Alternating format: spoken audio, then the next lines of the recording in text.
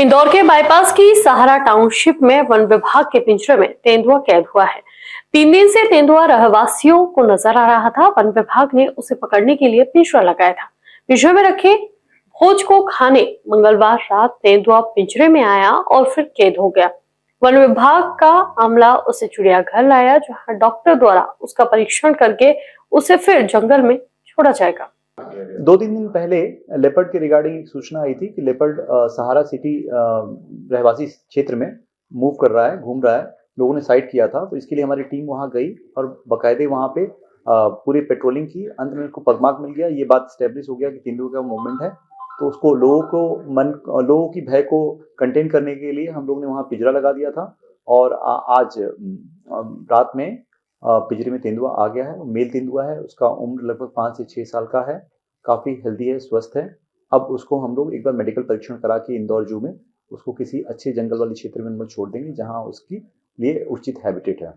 Sir, देखने में आ रहा है कि गत 2 सालों में जो है रहवासी बस्तियों में तेंदुआ और शेरों के मूवमेंट ज़्यादा हो रहा है। क्या वजह है? क्योंकि आम जनता उससे भयभीत होती है। उनके भय को दूर करने के लिए क्या करेंगे? देखिए, इसके 2 बिंदु आपके प्रश्न के। पहला बिंदु ये है कि उनकी संख्या क्यों बढ़ रही है, तो मैं आपको बता देना चाहूँगा कि हमारे विगत कुछ वर्षों में हमारे जो मध्य प्रदेश के जो हम जनता है, लोगों ने बहुत ही अच्छे वन प्राणी संरक्षण में उत्कृष्ट कार्य किया है। वन विभाग का सहयोग किया गया है। इससे हम लोग टाइगर स्टेट हो चुके हैं, लेपर्ड स्टेट हो चुके हैं आज के इसमें। ये बड़ा गौरव का विषय है। लेकिन इसका दूसरा पहलू ये है कि इनकी संख्या बढ़ने से कहीं न कहीं मानव और वाइल्ड लाइफ के बीच में एक द्वंद्व टकराव की स्थिति भी बनती है, क्योंकि एक लिमिटेड स्पेस को हम दोनों ही शेयर करते हैं।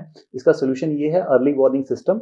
इस संबंध में इंदौर वन मंडल द्वारा अभी एक सप्ताह पूर्व ही एक ट्रायल किया गया था, जिसमें थर्मल ड्रोन के माध्यम से राला मंडल सेंचुरी के अंतर्गत वन्य प्राणियों के मूवमेंट को ट्रैक किया गया था। हमारा उद्देश्य ये है कि हम इसी सिस्टम को इनबिल्ट करना चाहते हैं, ताकि आसपास क्षेत्र में जहां भी तेंदुआ दिखे उस तेंदुओं को पहले से ट्रैक कर लिया जाए, और हमारी अलार्म और सिस्टम होगी, जिससे कि रहवासियों को पहले से बता दिया जाएगा कि तेंदुआ मूवमेंट है, और वन विभाग भी हरकत में आ जाएगा, ताकि तेंदुआ भी सुरक्षित रहे और हमारे लोग भी सुरक्षित रहें। लोगों की सुरक्षा सर्वोच्च प्राथमिकता का विषय है, उसको ध्यान देना सर्वोच्च प्राथमिकता है हमारी। नहीं, बिल्कुल दिया जाता है। इसके प्रावधान है, अगर कोई वन्य प्राणी द्वारा अगर पशु हानि होती है और जन घायल की केस होती है, जन हानि होती है, तो सभी में शासन द्वारा मुआवजे की राशि फिक्स है।